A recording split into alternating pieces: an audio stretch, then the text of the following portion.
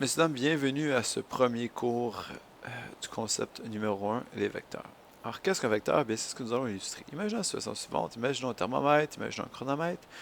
Tous deux des appareils pour être capables de déterminer des notions. Dans la situation de gauche, évidemment, il s'agit de la température. Dans la situation de droite, il s'agit du temps. Autre situation aussi que je pourrais mesurer est la valeur de la force que j'ai de nécessaire, que j'ai besoin pour être capable de pousser un bloc. Évidemment, cette force-là a une quantité, mais se mesure en newton, comme vous l'avez probablement déjà vu en secondaire 4. Mais elle a la particularité aussi, cette mesure-là de la force, de posséder une direction, parce que je pousse dans ce cas-ci vers la droite. Et c'est cette combinaison de valeurs de force ainsi que de direction qu'on va nommer un vecteur. En opposé, la valeur d'un chronomètre, qui est le temps, est une valeur scalaire. Pourquoi? Parce qu'elle ne possède pas de direction. Tu ne peux pas aller à un endroit en termes de temps. C'est 5 secondes. C'est pas 5 secondes un peu partout, c'est 5 secondes, point. Les vecteurs possèdent donc trois caractéristiques. Elles possèdent une norme, la quantité réelle de ce que l'on mesure, possèdent une direction vers où cette force, cette norme-là est appliquée et le sens de quel côté. Alors qu'un scalaire ne possède qu'une simple norme, c'est-à-dire une simple valeur. Or, comment est-ce qu'on va utiliser cet outil-là qu'on vient de déterminer? Imaginons la situation. Dans une situation scalaire, j'aurai une valeur de 10 mètres. Mais pour un vecteur, je n'ai pas juste 10 mètres, mais j'ai un 10 mètres à 45 degrés, ou 10 mètres par exemple au nord-est. Ce qui implique que mon 10 mètres de mesure que j'ai obtenu, qui peut être un déplacement par exemple, se fait dans une direction et dans un sens précis, soit à 45 degrés ou au nord-est. Et voici ce que le vecteur rajoute. Il rajoute une précision par rapport à ce que je suis en train d'accomplir. Or, comment est-ce qu'on peut appliquer ça? Imaginons un vecteur V1, ok? On y met une flèche pour la différencier avec les scalaires, pour dire qu'il s'agit d'un vecteur. Et je possède ma norme qui est 5 mètres à 0 degré. Dans un plan cartésien classique en X et en Y, mes valeurs d'orientation se distribuent de cette façon-là. 0 degré via les X, 90 via Y positif, 180 dans les X négatifs et 270 dans les Y négatifs. Ce qui correspond à mes cadrans 1, 2, 3 et 4, que l'on a déjà vu dans le passé en mathématiques. Or, quand je vais vouloir rétablir mon 5 mètres à 0 degré, je comprends que je suis vis-à-vis l'axe des X et que mon vecteur ici correspond à 5 mètres de longueur orienté à 0 degré. Imaginons un deuxième vecteur, le vecteur V2, toujours qu'une flèche au sommet parce que c'est un vecteur, qui vaudrait un déplacement de 3 mètres, mais cette fois-ci à 45 degrés. Dans ce cas-ci, évidemment, ma flèche serait plus courte, parce que c'est 3 mètres comme norme et non pas 5 mètres, et mon orientation correspondrait à 45 degrés, ce qui est à peu près entre le 0 et le 90, soit à peu près entre mon X et mon Y.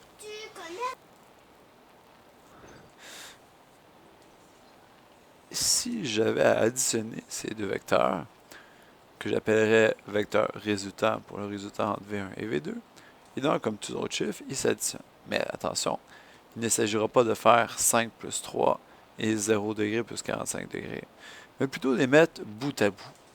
Et si vous remarquez, je mets mon vecteur V2 au début de où mon vecteur V1 se terminait. Et vous avez la façon de faire une addition vectorielle. En bleu, nous avons donc un vecteur résultant qui n'est pas exactement l'addition complète des deux normes, mais qui correspond comme tel à le déplacement final du point A jusqu'au dernier point. Voyons voir comment on fait une addition vectorielle. Imaginons la situation suivante, imaginons mon V1 et mon V2. Mon V1 va correspondre à 3 mètres à 0 degré et mon V2 va correspondre à 4 mètres à 0 degré. Dans une situation facile où les deux vecteurs sont sur le même plan, donc ils sont collinéaires, on va voir ça tantôt, ben mon V1 serait placé ici et mon V2 commence où mon V1 se termine. Donc en vert correspond à mon V2. Ce qui fait que du point de vue de l'addition vectorielle, mon vecteur résultant commencerait du début du V1 jusqu'à la fin du V2, correspondant à une pure addition entre mon 3 mètres et mon 4 mètres, soit 3 plus 4, 7 mètres, et parce que les deux sont orientés dans le même sens, la conservation d'orientation serait maintenue, soit 7 mètres à 0 degré. Mais imaginons une autre situation. Imaginons une situation où j'ai toujours V1 et V2 qui s'additionnent, mais mon V1 correspond à 0 degré toujours, mais mon V2 correspond à 3 mètres à 90 degrés. Donc, je ne suis plus dans le même plan. Un est dans le plan X et l'autre est dans le plan Y. Les deux se mettent toujours bout à bout.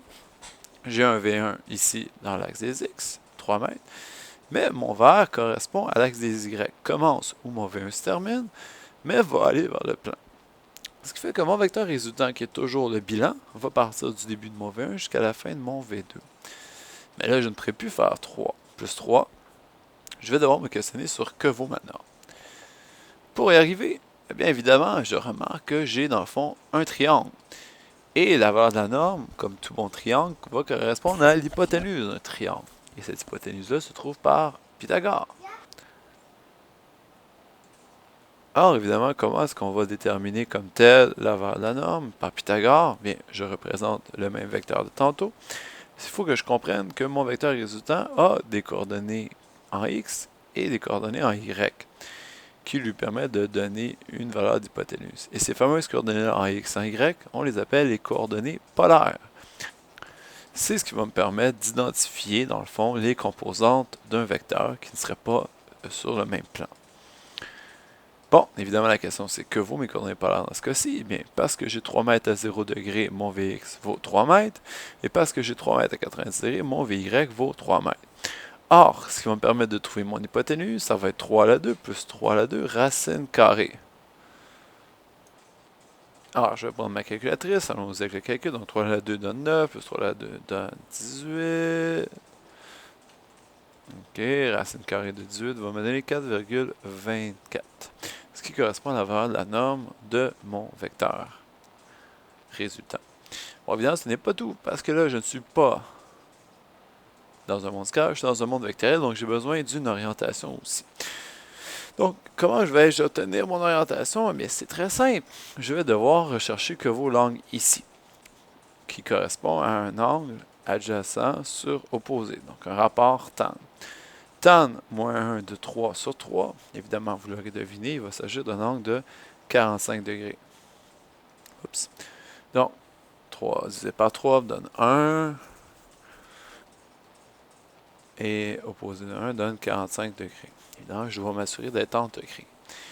Donc, ce qui veut dire que mon vecteur résultant de l'addition de V1 et de V2 vaut 4,24, mais orienté à 45 degrés. Il est plus long que chacun de mes deux vecteurs V1 et V2, mais il n'est pas l'addition totale de chacun parce qu'il est avec un certain nombre. Bon, évidemment, lorsque je vais venir le temps de nommer les valeurs d'orientation de mes vecteurs résultants, je vais devoir me fier, si je prends par exemple ce plan cartésien, à une convention de valeurs. Par exemple, orienté là 45, orienté vers la gauche en haut 135, orienté purement Y en haut 90, orienté complètement à droite et soit 0 ou 360 parce qu'un cercle complet serait 360, et à gauche 180, etc., etc., etc. Je ne suis évidemment pas obligé de prendre des degrés. Je pourrais y aller à 0 degré comme étant une coordonnée S, à 90 degrés comme étant une coordonnée nord, et à 180 degrés étant une coordonnée ouest, et vous l'avez compris, à 270 degrés, une coordonnée sud. Peu importe la façon dont vous nommez la coordonnée, l'angle, la convention pour ce qui est de la valeur d'angle pour les orientations, elle est la suivante. On part de l'axe des X et on va dans le sens anti-horaire pour déterminer l'angle d'orientation. Ça fait que si tu es dans le deuxième cadran, bien, tu vas avoir une angle qui va être entre 90 et 180 degrés. OK, donc si je voulais calculer la valeur de mon angle, je sais que mon premier degré me donne 90 et je n'ai ensuite qu'à trouver par rapport trigonométrique la deuxième petite partie de mon angle et la combinaison des deux me donnera mon angle officiel d'orientation pour mon vecteur. Je peux faire le contraire, parce que mon axe des X est aller dans le sens horaire, mais dans ce cas-ci, mon angle va être négatif. Important, c'est la convention par rapport à l'orientation de mes vecteurs. Donc, les deux valeurs d'angle sont autorisées pour faire la chose. Maintenant, qu'est-ce que je peux faire avec des vecteurs? Bien, je peux faire ce qu'on appelle le produit par un scalaire. Exemple, ce qu'on appelle une multiplication par un scalaire. Ce qui veut dire que si j'ai un vecteur V1 qui correspond à 2m à 0 degré, donc 2x par exemple, et que j'en fais une multiplication par un scalaire, soit x2, eh bien, je vais tout simplement multiplier mes valeurs de norme par 2. Ça, évidemment, de multiplier mes angles, parce que le scalaire s'applique uniquement à la valeur de la norme, on l'a vu tantôt. Un scalaire n'a pas d'orientation. Donc, si je fais cette simple addition vectorielle de V1 plus 2V1, pardon, mais si mon V1 valait toujours 2x, on a dit, ben mon 2VI va valoir 4x. Ce qui fait que l'addition vectorielle, le vecteur résultant, va valoir 6x ou 6 mètres à 0 degré.